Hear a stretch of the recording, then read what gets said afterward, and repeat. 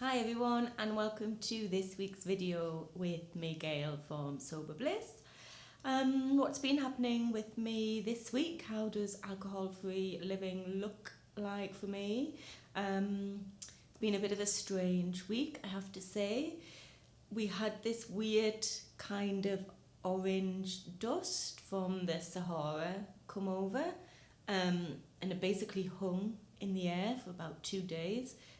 Everything was covered in orange dust. It was so weird. It was silent, that silence you get just before it snows. It was a bit like that. It was quiet and creepy and silent and very, very strange. And then it started to rain, and if you went out in the rain, it looked like you'd been tangled because you'd come back covered in orange mud. So quite a strange week from that point of view. What else? Also, in 10 days' time, my husband and I will be 4 years alcohol free. We will be celebrating our 4-year soberversary, which is very exciting. And there will be a podcast all about that next week. And it got me thinking about 4 years ago, seems like a long time ago now, how did I do it? What did I do in the beginning to not drink?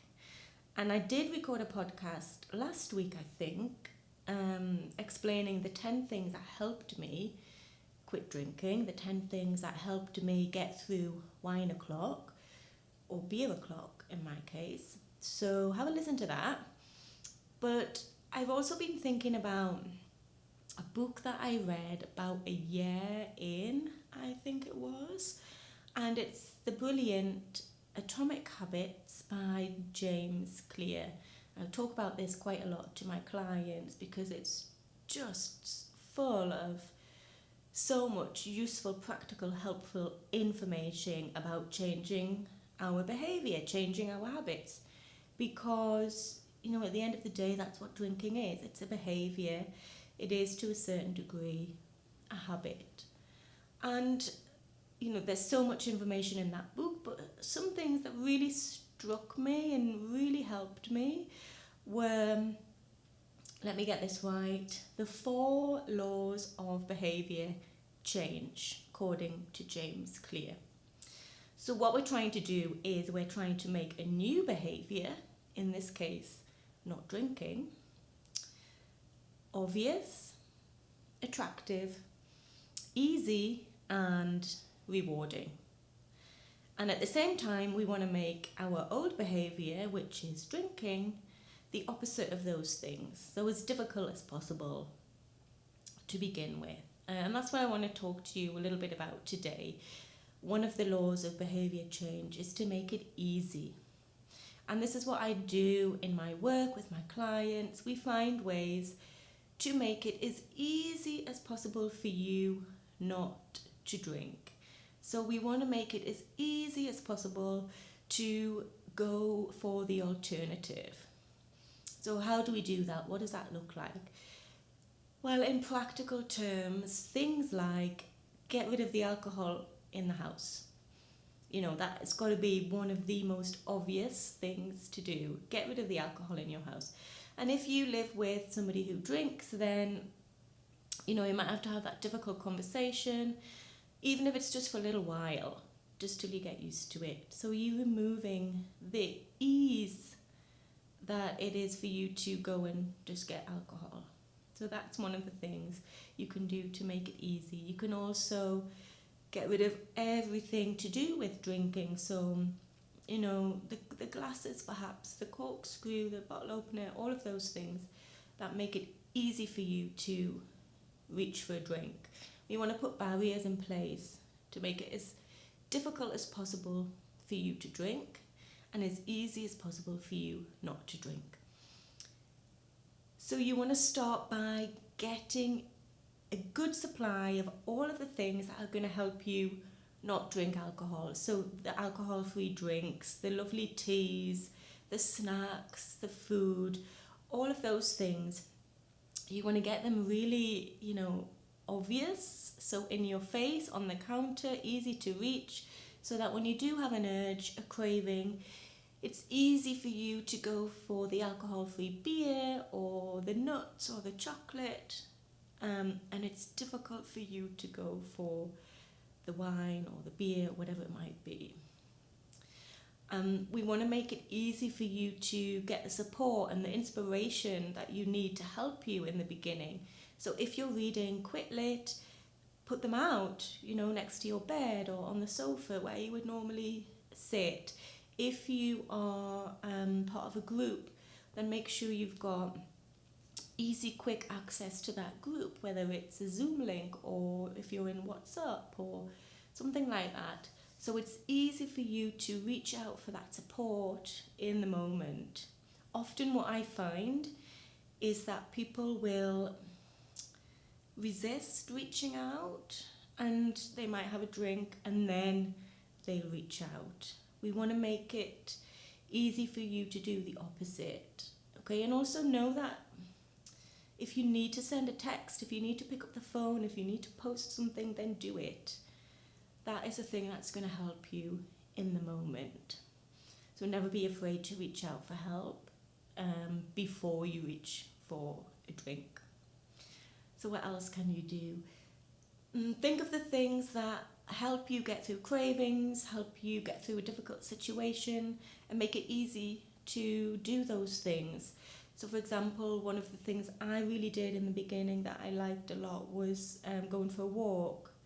So have your walking things by the door. If it's raining, put your coat there, your boots, your wellies, whatever it might be. Have it all so it's easy. So you don't have to hunt around and faff about, because that's just making it more challenging and difficult.